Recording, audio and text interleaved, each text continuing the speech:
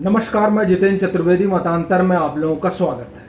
मनोहर खट्टर ने कुछ लोगों का स्वागत किया है और जो स्वागत क्यों हुआ है, दरअसल हम बात इस पर करेंगे क्योंकि जो स्वागत हुआ है उस स्वागत को लेकर चाहे राहुल गांधी हो, चाहे रणदीप सुरजेवाला हो और चाहे भूपेंद्र सिंह हुड्डा हो, हमलावर हो गए हैं। करना भी चाहिए, वो विपक्ष में है। और अगर भारतीय किसान यूनियन भानु ग्रुप की माने तो कांग्रेस की फंडिंग हो रही है इन लोगों को। उनका दावा है, मैं नहीं कह रहा हूं, उनका कहना है कि विपक्ष इनको पाल पोस रहा है। किनको? जिनके ऊपर मनोहर खट्टर ने डंडे बरसवाए हैं। सरकार ने उनके डंडे बरसवाए। डंडे क्यों बरसाए गए, हम लोग उस पर आएंगे, फिर उस पूरे घटनाक्रम पर बात करेंगे और बात उस पर भी करेंगे जो आज महापंचायत होने वाली है। एडीजीपी हरियाणा, उन्होंने जो बयान दिया है मैं उसको आपको बताता हूं। वो कहते हैं सुबह 12 बजे किसान प्रदर्शनकारियों ने नेशनल हाईवे जाम किया।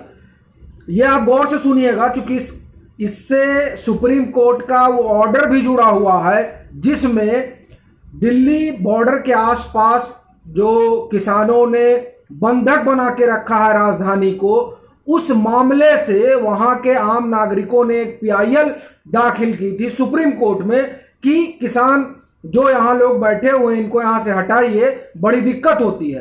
तो सुप्रीम कोर्ट ने उसे लेकर एक ऑर्डर दिया था। वो ऑर्डर, ये जो एडीजी बोल रहे हैं हरियाणा के, उससे सीधा जुड़ा हुआ है और सही मायने में उस ऑर्डर का अनुपालन हुआ है। क्योंकि उस ऑर्डर में यह कहा गया कि आंदोलन किसानों का अधिकार है।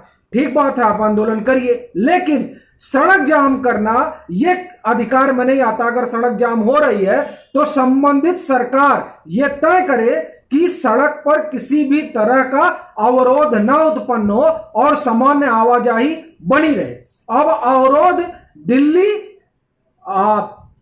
उसके बाद में आपका उत्तर प्रदेश और हरियाणा, ये दो हरियाणा और उत्तर प्रदेश का बॉर्डर आप देख ही रहे हैं जहां पर इन लोगों ने घेर कर रखा है। तो दरअसल ये जो सुप्रीम कोर्ट का ऑर्डर है, ये ऑर्डर हर जगह आप लागू कर सकते हैं, लेकिन अभी चूंकि हम बात किसान आंदोलन के संदर्भ में कर रहे हैं तो किसान आंदोलन, जो लोग वहां थे वो किसान आंदोलनकारी दावा करते हैं कि हम किसान आंदोलन है। हालांकि अगर भारत सरकार की माने तो उनको प्रधानमंत्री आंदोलन जी भी कहते हैं, लेकिन हम उस पर भी नहीं जाते हैं। हम सुप्रीम कोर्ट के उस ऑर्डर पर आते हैं जो ये कहता है अपने ऑर्डर में कि अगर सड़क जाम हो रही है तो उसको आवाजाही सुचारू हो, यह काम राज्य सरकार का है।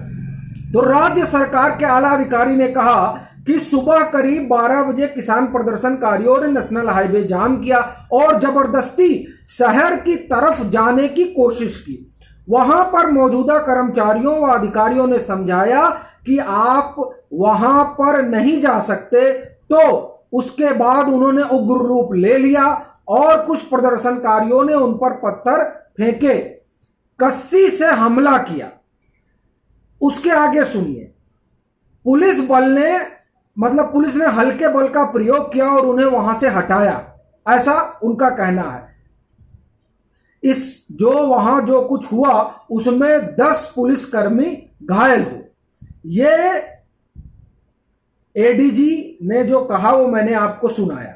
अब आप ये देखिए कि वहां पर जो हुआ उसकी बात हम लोग करते हैं। जैसे कि हमने आपको बताया कि बसताड़ा टोल प्लाजा पर लाठीचार्ज और 17 किसानों की गिरफ्तारी के बाद हरियाणा के कई हिस्सों पर किसानों ने हाईवे बंद कर दिए और कई घंटे राज्य व केंद्र सरकार के खिलाफ प्रदर्शन किया।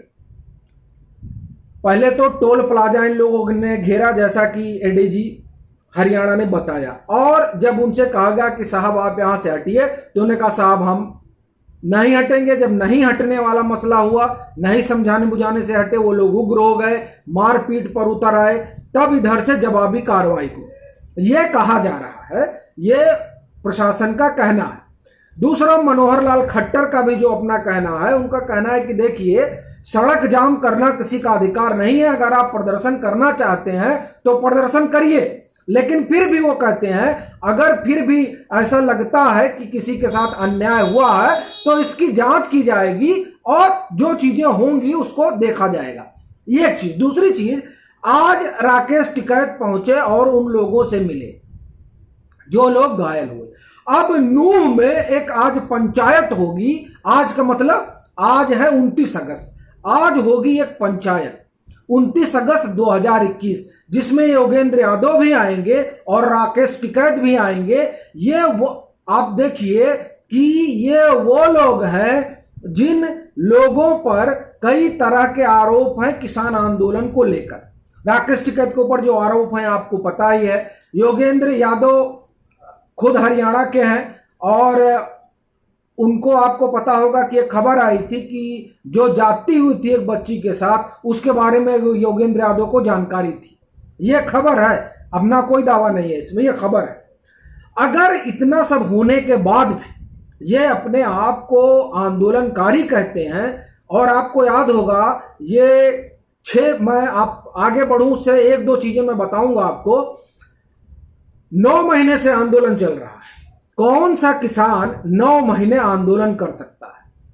गांधी जी भी कहा करते थे कि साहब आंदोलन सतत नहीं चल सकता है, क्योंकि उस सतत ऊर्जा नहीं बनी रह सकती है। आंदोलन चलाने के लिए धन चाहिए, सिर्फ जज्बे से आंदोलन नहीं चलता, उसके लिए धन चाहिए, समय चाहिए। किसानों के पास, मैं धन की बात अगर निकाल दूं तो समय तो नहीं रहता है। जो लोग खेती किसानी से जुड़े हैं उनको पता है कि खेती किसानी में कितना काम धाम होता है, और इतने काम धाम होने के बाद वो 9 महीने राकेश टिकैत के साथ बैठे रहते हैं।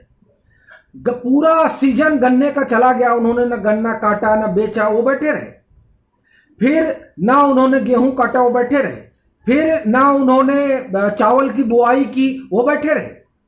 मतलब धान की रोपाई, जो लोग खेती किसानी से परिचित हो पता है कि धान की रुपाई होती है, और रुपाई छोड़कर सब जो है 9 महीने से इनके साथ बैठे रहे। ये जो आप ये समझिए कि जो भानु ग्रुप आरोप लगाता है कि ये एक तरह का जो है पॉलिटिकल आंदोलन है, राजनीति प्रेरित आंदोलन है, और जो आप ये कहिए कि भाजपा जो आरोप लगाती है, उन आरोपों को आप जैसे देखना चाहे वैसे देखें, लेकिन जो 2-4 बातें हैं वो ये बताती हैं कि कुछ तो फिसी है। और चलते चलते एक चीज मैं ये कहूंगा कि आप ये देखिए कि इन्होंने कहा था कि हम लखनऊ को बंधक बना लेंगे। लखनऊ को बंधक बनाने नहीं है, क्योंकि संभवतः ये जानते थे कि योगी आदित्यनाथ का स्वभाव क्या है। आप देखिए ये लोग दिल्ली नहीं गए 15 अगस्त को, चूंकि उनको पता था कि अब संभवतः स्थिति बदल गई है और 26 जनवरी को तो जो हुआ वो हो गया, लेकिन अब अगर कुछ हुआ तो पकड़े भी जाएंगे और पीटे भी जाएंगे। इनको हरियाणा में ऐसी आशा नहीं थी, लेकिन मनोहर लाल खट्टर ने, जो उनकी सरकार है, उसने सुप्रीम कोर्ट के आदेश को सिरोधार करते हुए सड़क जाम करने वाले आंदोलन जीवियों को, अगर हम प्रधानमंत्री की भाषा में कहें तो आंदोलन जीवियों पर उन्होंने कार्रवाई की। और एडीजी लॉ, आप एडीजी हरियाणा कह ही रहे हैं कि साहब हमने समझाया बुझाया, नहीं माने तो बल प्रयोग किया गया।